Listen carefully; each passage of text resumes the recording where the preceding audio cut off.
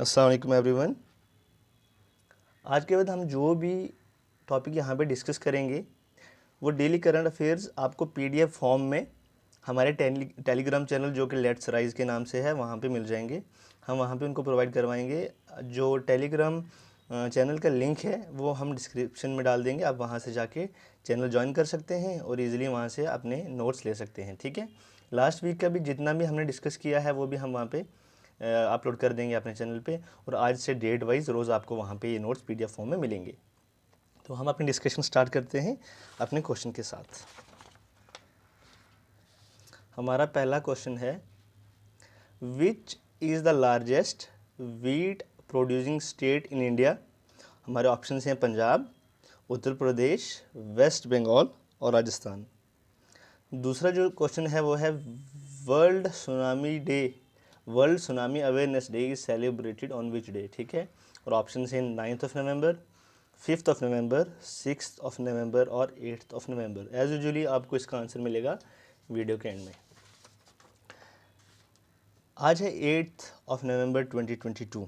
आज काफ़ी important editorials आए हैं।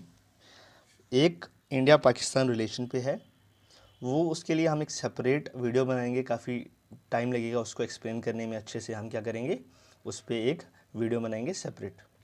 और एक और काफ़ी इंपॉर्टेंट जो एडिटोरियल है वो ये है, इकोनॉमिक्स एक्सक्लूजन। ठीक है, आपको पता है रिसेंटली जो केस चल रहा था सुप्रीम कोर्ट में इकोनॉमिक वीकर सेक्शन को लेके। ठीक है, अब आपको पता होना चाहिए ये EWS कोटा क्या है, ये क्या किस कैटेगरी के लोग इसमें लाई करते हैं, हम जानते हैं इसको और डिस्कस करते हैं। ठीक है, जो EWS कोटा है इंडिया में, ठीक है, वो उन लोगों को मिलता है जिन लोगों का फैमिली इनकम जो है, एनुअल फैमिली इनकम जो है 8 लाख से कम होता है। ठीक है, पहला क्वेश्चन तो ये है, पहला कन्फ्यूजन तो ये है कि 8 लाख जो इनकम है वो एक काफ़ी बड़ा इनकम होता है।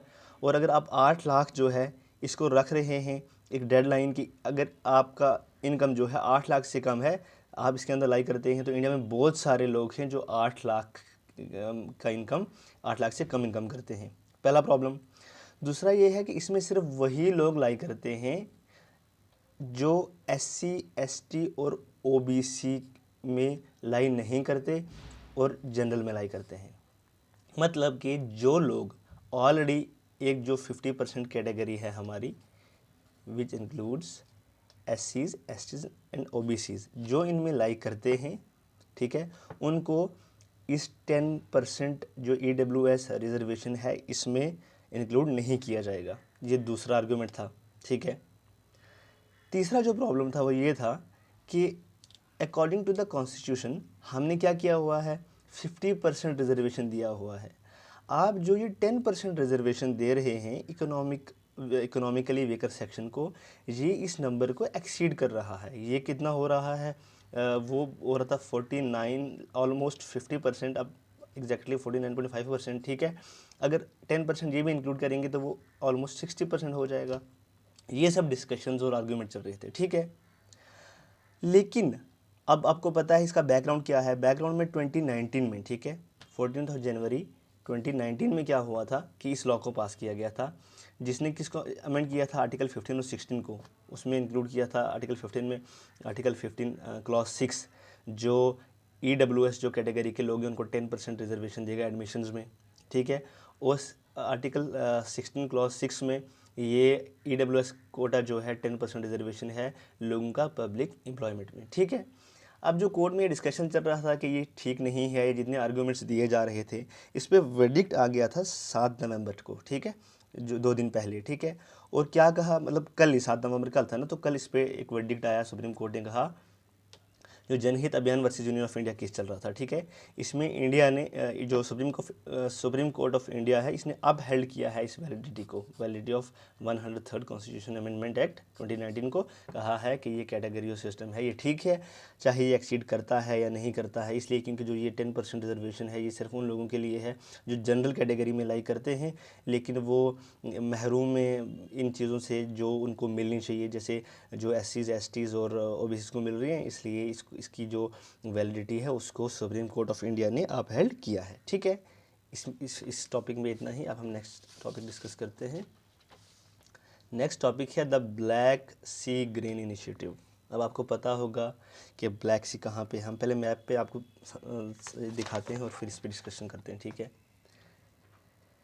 ये रशिया है, ये यूक्रेन है, ठीक है। ये one of the main port है यूक्रेन का, ओडेसा पोर्ट, ठीक है। ये ओडेसा पोर्ट जो मैंने दिखाया इसको याद रखना, इसके बारे में भी हम डिस्कस करेंगे। ये ब्लैक सी है, ठीक है, रशिया, यूक्रेन, ये ब्लैक सी है, ये टर्की है, ठीक है। ये क्रीमिया जो 2014 में रशिया ने एनेक्स किया था, ठीक है।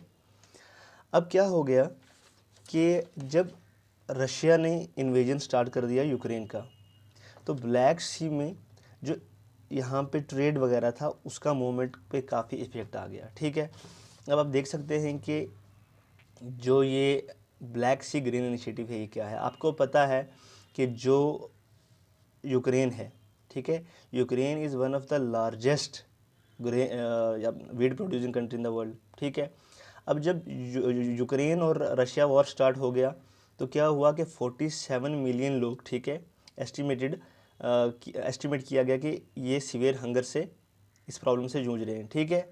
और इसलिए यूएन और टर्की ने मिलकर एक मीडिएशन का काम किया और रशिया के बीच में, ठीक है, Russia, Ukraine with Turkey and United nation, ठीक है, ये एक एग्रीमेंट किया गया।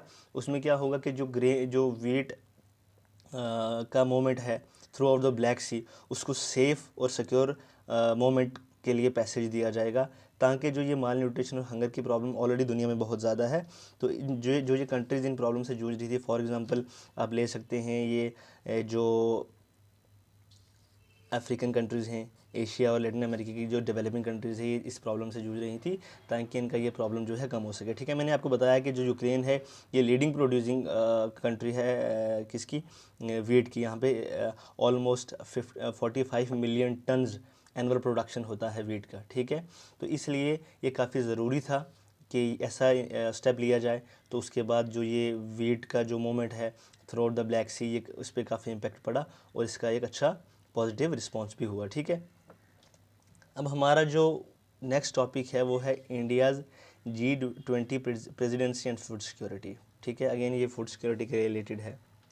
आपको पहले तो पता होना चाहिए कि G20 क्या है। It is a group of 20, ठीक है, जिसमें ये एक इंटर गवर्नमेंटल इंटरनेशनल फोरम है, ठीक है, जिसमें 19 टोटल 20 हैं, लेकिन इसको हम कहते हैं 19 कंट्रीज़ और बाकी जो यूरोपियन यूनियन है, ठीक है, यूरोपियन यूनियन, ठीक है।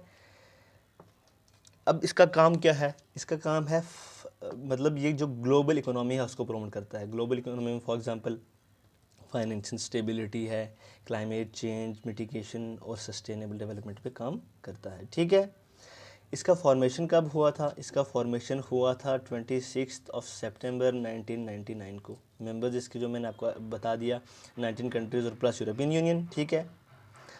अब आपको पता है कि इंडिया जो है, इंडिया भी G20 का पार्ट है। और G20 में क्या होता है कि जितने भी जो कंट्रीज़ हैं इनका टर्न आता है प्रेसिडेंसी का, ठीक है। फॉर एग्ज़ाम्पल जैसे 2021 के बाद 1 दिसंबर 2021 के बाद थ्रू आउट द 2022, ठीक है, जो प्रेसिडेंसी है वो इंडोनेशिया के पास थी। और जो भी कंट्री के पास प्रेसिडेंसी जाती है उनके कुछ इंपॉर्टेंट उनकी कुछ प्रायोरिटीज़ होती हैं, कुछ इनिशिएटिव्स होते हैं। जैसे इंडोनेशिया का था global health, energy transition, economy transformation, ऐसा, ठीक है। अब 1 दिसंबर 2020 से ये प्रेसिडेंसी किसके पास आएगा, इंडिया के पास, ठीक है। तो इंडिया को यहाँ पे इस जो आर्टिकल में पूरा डिस्कशन है वो ये बताया गया है कि इंडिया कैसे काम कर सकता है जो अपना हंगर, माल न्यूट्रिशन, पॉवर्टी, इसको ख़त्म करने में क्या काम कर सकता है एज अ प्रेसिडेंट। जब इनको प्रेसिडेंटशिप मिलेगी G20 की, तो ये कैसे काम कर सकते हैं टुवर्ड्स दीज प्रॉब्लम्स, ठीक है। तो अब आपको पता है इसके ऊपर एक मटेरा डिक्लेरेशन हुआ था, ठीक है। मटेरा डिक्लेरेशन जो कि हुआ था इटली में, ठीक है, इटली में हुआ था 2021 जो समिट हुआ था उसमें। अब जो 2022 का समिट है वो होगा इंडिया में G20 का। वो जो 2023 में होगा समिट वो होगा ब्राज़ील में, ठीक है। 2022 में इंडिया ही क्या करेगा कि इसको प्रेसिडेंसी अपहोल्ड करेगा, ठीक है। तो मटेरा डिक्लेरेशन के जो मेन कंसर्न्स थे, ठीक है, वो क्या थे, वेलफेयर ऑफ, जो इंडिया के कंसर्न्स थे, ठीक है, वो थे welfare of small and medium farmers, promoting local food cultures and recognizing agri diversity. तो अब इंडिया इस पे अच्छे से काम कर सकता है। ठीक है, थैंक यू सो मच, आज के लिए इतना ही। अब हम डिस्कस करते हैं क्वेश्चन के आंसर्स। ठीक है, पहला है which is the largest wheat producing state in India. आपको पता है कि लार्जेस्ट जो वीट प्रोड्यूसिंग स्टेट है इंडिया में वो है उत्तर प्रदेश, वो है उत्तर प्रदेश। ठीक है, और जो वर्ल्ड सुनामी अवेयरनेस डे है ये सेलिब्रेट किया जाता है 5 नवंबर को। ठीक है, 5 नवंबर को। Thank you so much.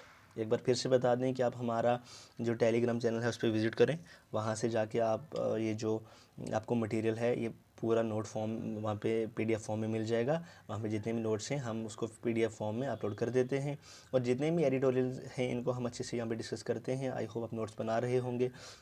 आप वहाँ से पीडीएफ फॉर्म में से भी डाउनलोड कर सकते हैं, हम अपलोड कर देंगे। जो चैनल का लिंक है वो हम डिस्क्रिप्शन में डाल देंगे, वहाँ से जाके आप चैनल विजिट कर सकते हैं। Thank you so much, take care.